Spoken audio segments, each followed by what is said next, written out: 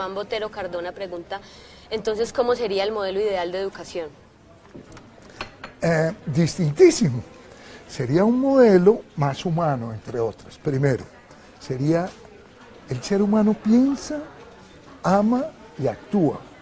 La escuela tiene que enseñarnos a amar, a convivir, a leer los gestos, a bailar, a organizar fiestas.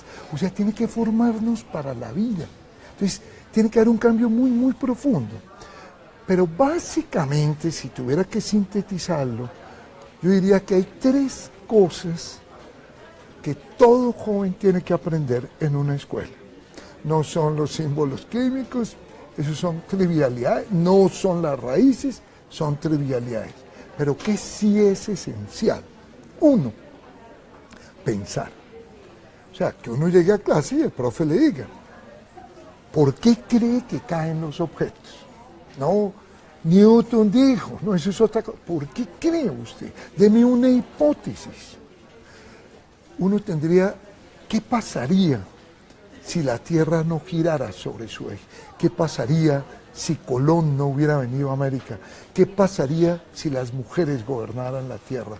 Esas son las preguntas de la vida. Esas preguntas desarrollan pensamiento. Y así no funciona la escuela. 2, a comunicarse.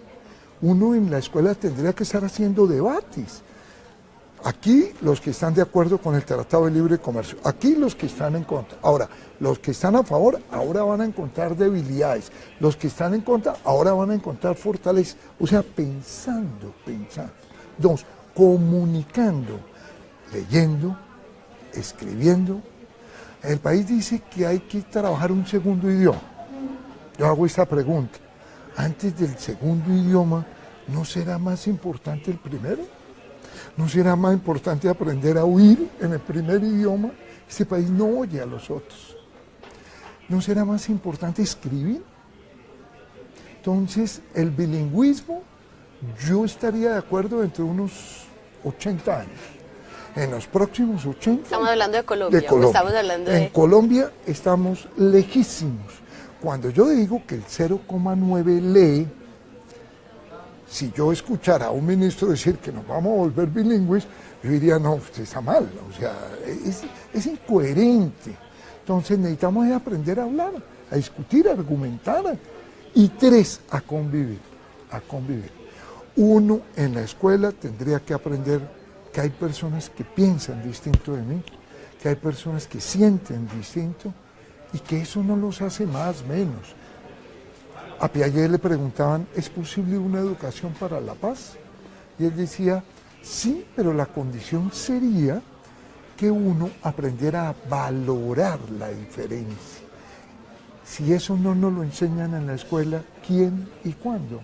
Esas son las 3 cosas. Esas son las 3. Pensar, y para contestarle a Samantha Aguilar, que preguntaba que sí se debe enseñar. Pensar. Comunicarse.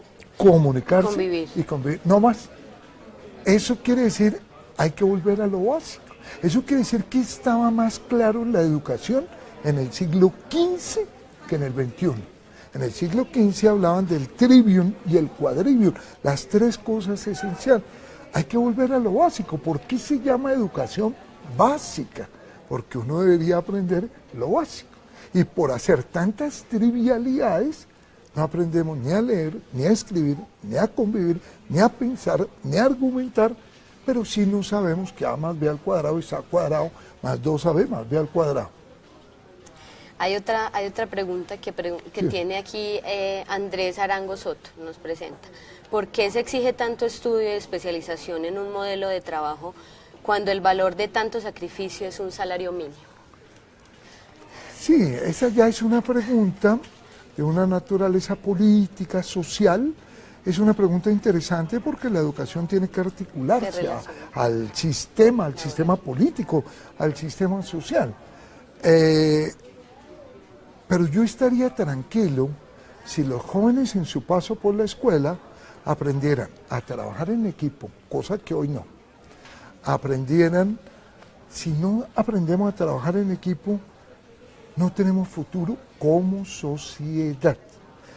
Si una sociedad invirtiera más en educación, Si el país en verdad se diera cuenta que la educación es la que determina el desarrollo, no estaríamos ganando salarios mínimos.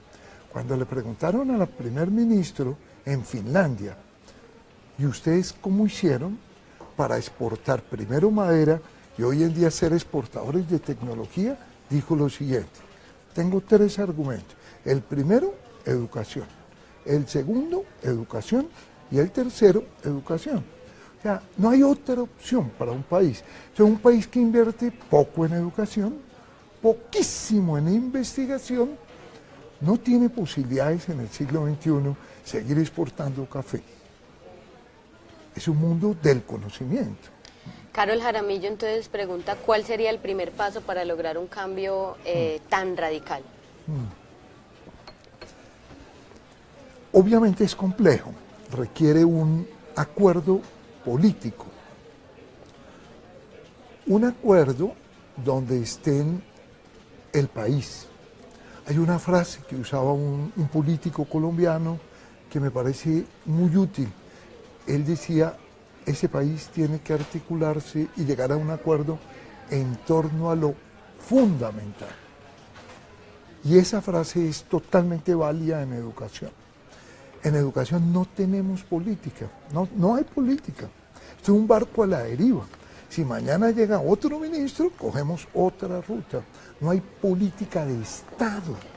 Hay política de gobierno, pero no de Estado. Entonces no tenemos proyección a largo plazo. Entonces necesitamos un gran acuerdo político, pero no solo de los políticos. Deben estar los empresarios, deben estar los medios masivos de comunicación. Obviamente deben estar los educadores, los investigadores, los padres de familia. Que lo que hay que entender es que la educación nos concierne a todos. Que si la educación es tan mala como es la colombiana, se deteriora el trabajo en equipo, se deteriora la creatividad de los colombianos, no aprendemos a hacer proyectos conjuntos, no aprendemos a construir empresas, no aprendemos a leer. Entonces es un problema social el que estamos generando. Se debilita la democracia porque un país donde su educación es de muy mala calidad disminuye la democracia. Entonces a todos nos concierne el acuerdo por la educación. Yo la propuesta que estoy lanzando es que el país está definiendo un plan de desarrollo a 10 años que se llama en educación el plan decenal.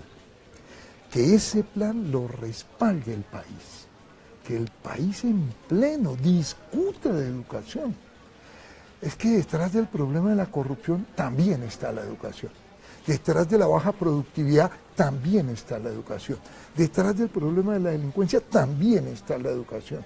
Detrás de problemas políticos de intolerancia también está la educación. Entonces la educación como país tenemos que firmar un acuerdo nacional, como decía Álvaro Gómez, en torno a lo fundamental, a los puntos nucleares. Y esos los trabajaríamos a 10 años. Ese es el primer paso. No es un problema de plata, los maestros creen que el problema es plata, no, es político. Necesitamos más acuerdo. Y si hay más acuerdo y si el país entiende la importancia de la educación, pues va a acompañar este tipo de cambio. Yo lo que estoy planteando es muy novedoso en Colombia, pero eso es lo que hizo el norte de Europa hace 50 años. Chile en América Latina hizo un cambio más o menos parecido hace ya 19 años. Por eso están mejor en los resultados de las pruebas internacionales.